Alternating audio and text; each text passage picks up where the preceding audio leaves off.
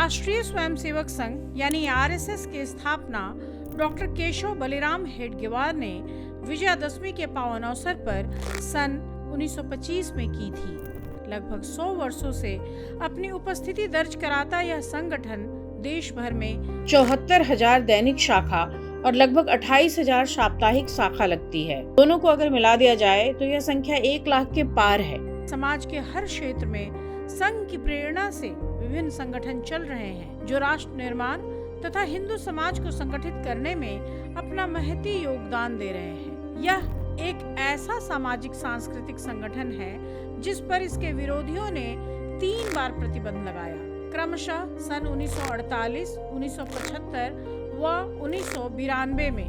लेकिन तीनों ही बार संघ पहले से अधिक मजबूत होकर उभरा, अपनी अधिक मजबूत स्थिति स्थापित कर पाया। प्राचीन काल से चलते आए अपने राष्ट्र जीवन पर यदि हम दृष्टि डालें तो यह बोध होता है कि अपने समाज के धर्म प्रधान जीवन के कुछ संस्कार अनेक प्रकार की आपत्तियों के बाद भी अभी तक जीवित हैं। यहाँ धर्म परिपालन करने वाले या प्रत्यक्ष जीवन में उसका आचरण करने वाले लोग अभी भी हैं।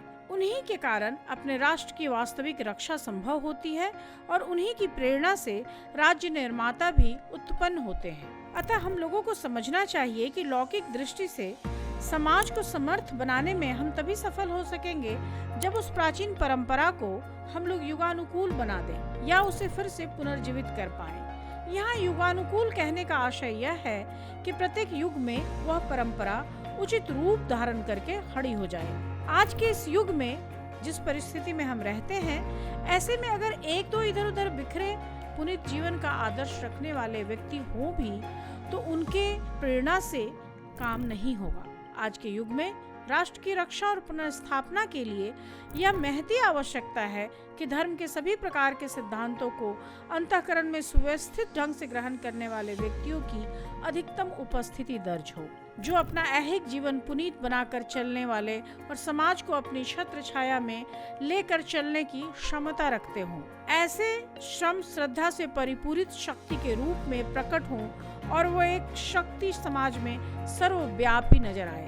ऐसे व्यक्ति आज के युग की आवश्यकता है और इस आवश्यकता को पूरा करने वाला जो स्वयं स्फूर्त व्यक्ति होगा वही स्वयं सेवक होता है और ऐसे स्वयंसेवकों की संगठित शक्ति ही इस आवश्यकता को पूर्ण करेगी, ऐसा संघ का विश्वास है। डॉक्टर जी ने 12 से 14 वर्ष के आयु के किशोरों के साथ लेकर एक संघर्ष शुरू किया, किंतु उस समय उसका नाम भी उन्होंने निश्चित नहीं किया था। इस संगठन का नाम क्या होगा, इस संदर्भ में उन्होंने अपने सहयोगियों के साथ विचार विमर्श किया। किसी ने शिवाजी संघ नाम सुझाया तो किसी ने जरी पटका मंडल कहा और किसी ने हिंदू स्वयंसेवक संघ नाम बताया, किंतु अंत में जो नाम निश्चित हुआ राष्ट्रीय स्वयंसेवक संघ। यह नाम डॉक्टर जी के मन में अवश्य रहा होगा, किंतु इसके निर्धारण में उन्होंने सभी को इस चर्चा और विनिमय का अवसर उपलब्ध कराया और इस तरह एक व्यापक विमर्श और सहमति के बाद राष्ट्रीय स्वयंसेवक संघ के नाम की उत्पत्ति सुनिश्चित हुई। प्रार्थना के संदर्भ में भी यही बात सामने आती है। आज पूरे भारत में संघ की जो प्रार्थना है वह संघ की स्थापना के 15 वर्षों के बाद तैयार हुई। प्रथम 15 वर्षों तक एक श्लोक मराठी में और एक श्लोक हिंदी में थे। ऐसे 2 श्लोकों को मिलाकर प्रार्थना की जाती थी। पंजाब, बंगाल, मद्रास, महाकौशल, उत्तर प्रदेश जैसे गैर मराठी प्रदेशों में तो संघ का कार्य सन 1937 से ही प्रारंभ हो चुका था और वहाँ के स्वयंसेवक भी यही मराठी हिंदी प्रार्थना कहते थे। उस प्रार्थना को हिंदी श्लोक में एक पंक्ति मूलतया इस प्रकार की थी कि शीघ्र सारे दुर्गुणों से मुक्त हमको कीजिए। इसमें जो नकारात्मक निराशा का भाव है वह डॉक्टर जी को पसंद नहीं आया, अतः उन्होंने इस पंक्ति को बदलकर उसके स्थान पर शीघ्र सारे सद्गुणों को पूर्ण हिंदू कीजिए यह पंक्ति स्वीकार की। दुर्गुणों के अभाव का अर्थ सद्गुणों का सद्भाव तो नहीं होता। इससे यही स्पष्ट होता है कि डॉक्टर जी का मौलिक चिंतन कितना सूक्ष्म और कितना मूलग्राही था। संघ द्वारा स्वीकृत उत्सवों के संबंध में भी उनके इसी मौलिक चिंतन का साक्षात्कार होता है। संघ ने किसी व्यक्ति को अपना गुरु नहीं माना। वस्तुतः हिंदू समाज में यह गुरु परंपरा हजारों वर्षों से चली आ रही है, फिर भी उन्होंने भगवा ध्वज को ही गुरु मानने की परंपरा प्रचलित की। संघ की कार्य पद्धति की अनेक विशेषताएं हैं। दैनंदिनी शाखा तो संघ का मानव प्राणभूत तत्व है। इन शाखाओं के कार्यक्रमों में परिवर्तन होते गए, आदेशों की भाषा भी बदली, किंतु मूल तत्व बना रहा।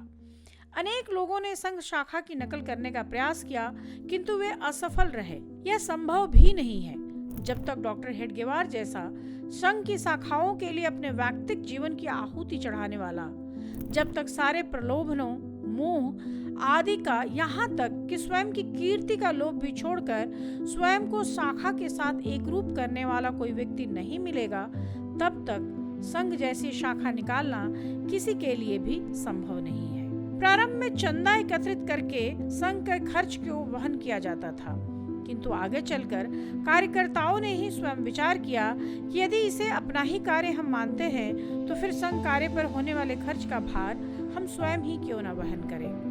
और उसका खर्च स्वयं वहन करने हेतु सबने मिलकर तय किया कि हम सभी संघ के लिए पैसा एकत्रित करेंगे, पैसा देंगे। और फिर प्रश्न उठा कि हम जो पैसा देंगे उसके पीछे हमारी दृष्टि और मानसिकता क्या रहेगी। डॉक्टर जी ने कहा कि हमें कृतज्ञता और निरपेक्ष बुद्धि से यह देना चाहिए। इस प्रकार संघ में गुरु दक्षिणा की पद्धति प्रारंभ हुई। जो बात धन के संदर्भ में है वही कार्यकर्ताओं के संदर्भ में भी है। कार्य विस्तार हेतु तो कार्यकर्ता चाहिए ही थे, परंतु वे कहाँ से मिलेंगे, वे हम ही में से तैयार करने होंगे। सारे भारत में यह कार्य खड़ा करना होगा, यह कौन करेगा? और आखिर में स्वयंसेवकों को ही यह करना पड़ेगा। तब कुछ स्वयंसेवक शिक्षा ग्रहण करने के निमित्त अन्य प्रांतों में गए। इसका खर्च वहन करने की क्षमता उनमें थी। इन स्वयंसेवकों ने वहां शिक्षा ग्रहण करने के साथ ही संघ की शाखाएं भी खोली, बड़े बड़े कार्यकर्ता भी तैयार किए और आगे चलकर यही विद्यार्थी वहां पूर्णकालिक संघ कार्यकर्ता के रूप में कार्य करने लगे। नागपुर से अन्य स्वयंसेवक भी संघ कार्य हेतु विभिन्न प्रांतों में गए। उनके पास ग्रीष्मकालीन छुट्टियों में पड़ोस के किसी गांव में शाखा चलाने मात्र का अनुभव था। केवल इसके बल पर ही वे अपरिचित भाषा वाले प्रांत में गए। उन्होंने वहां संघ की शाखाएं स्थापित की। इस तरह प्रचारक वर्ग तैयार हुआ। कार्य की सफलता के लिए कार्यकर्ताओं के प्रशिक्षण की आवश्यकता महसूस हुई और इस दृष्टि से संघ शिक्षा वर्ग की श्रृंखला भी चल पड़ी। संघ की कार्य पद्धति की अनेक विशेषताएं हैं।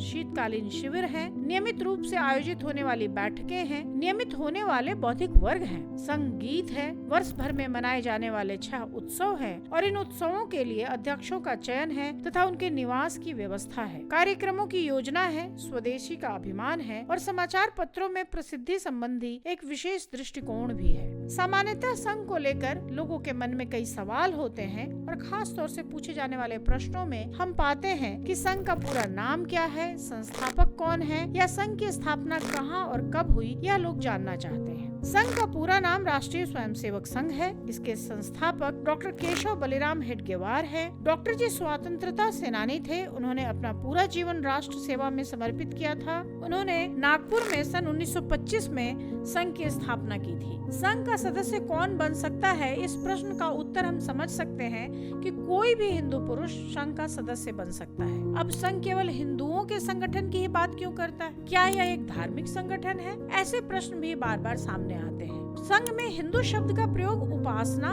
पंथ, मजहब या रिलीजन के नाते नहीं होता। संघ एक धार्मिक या रिलीजियस संगठन नहीं है। हिंदू की एक जीवन दृष्टि है, एक व्यू ऑफ लाइफ है, एक वे ऑफ लाइफ है। इस अर्थ में संघ में हिंदू का प्रयोग होता है। सर्वोच्च न्यायालय ने भी अपने एक महत्वपूर्ण निर्णय में यह कहा कि Hinduism is not a religion but a way of life. उदाहरणार्थ सत्य एक है, उसे बुलाने के नाम अनेक हो सकते हैं, उसे पाने के मार्ग भी अनेक हो सकते हैं, परंतु वे सभी समान हैं और यही मानना भारत की जीवन दृष्टि है। यह हिंदू जीवन दृष्टि है। एक ही चैतन्य अनेक रूपों में अभिव्यक्त हुआ है, इसलिए सभी में एक ही चैतन्य विद्यमान है और इसीलिए विविधता में एकता यानी यूनिटी इन डाइवर्सिटी है। यह भारत की जीवन दृष्टि है, यह हिंदू जीवन दृष्टि है और इस जीवन दृष्टि को मानने वाला, भारत के इतिहास को अपना मानने वाला, यहाँ जो जीवन मूल्य विकसित हुए हैं उन मूल्यों को अपने आचरण से समाज में प्रतिष्ठित करने वाला और इन्हीं जीवन मूल्यों की रक्षा हेतु त्याग और बलिदान करने वाला हर व्यक्ति हिंदू है। तो उसका मजहब या उपासना पंथ चाहे जो भी हो, वह हिंदू माना जाएगा। संघ की सदस्यता की प्रक्रिया क्या है? संघ सदस्यता की कोई औपचारिक प्रक्रिया नहीं है। कोई भी व्यक्ति नजदीक की संघ शाखा में जाकर संघ में सम्मिलित हो सकता है संघ सदस्य को स्वयं सेवक कहते हैं। उसके लिए कोई भी शुल्क या पंजीकरण प्रक्रिया नहीं है। संघ के कार्यक्रमों में गणवेश क्यों होता है? क्या यह स्वयंसेवक बनने के लिए अनिवार्य है? उसको कैसे प्राप्त किया जाता है? संघ में शारीरिक कार्यक्रमों के द्वारा एकता का, सामूहिकता का संस्कार किया जाता है। इस हेतु गणवेश उपयुक्त होता है, परंतु गणवेश विशेष कार्यक्रमों में ही पहना जाता है। नित्य शाखा के लिए यह अनिवार्य नहीं है। गणवेश की उपयुक्तता ध्यान में आने पर हर स्वयंसेवक अपने खर्चे से गणवेश की पूर्ति करता है। संघ का शाखा में निक्कर पहनने पर आग्रह क्यों है? इस प्रश्न का उत्तर हम समझ सकते हैं कि यह संघ का आग्रह नहीं, यह सुविधा का विषय है। शाखा में प्रतिदिन शारीरिक कार्यक्रम होते हैं और उसके लिए निक्कर एक सुविधाजनक तथा सबके लिए संभव हो ऐसा वेश है। शाखा क्या है? किसी निश्चित भौगोलिक क्षेत्र के स्वयंसेवकों के 1 घंटे के प्रतिदिन मिलन को शाखा कहते हैं। और 1 घंटे की शाखा में प्रतिदिन क्या कार्यक्रम होते हैं? इस प्रश्न के उत्तर में हम कह सकते हैं कि प्रतिदिन की 1 घंटे की शाखा में विविध शारीरिक व्यायाम, खेल, देशभक्ति गीत, विविध राष्ट्रहित के विषयों पर चर्चा, भाषण और मातृभूमि की प्रार्थना होती है।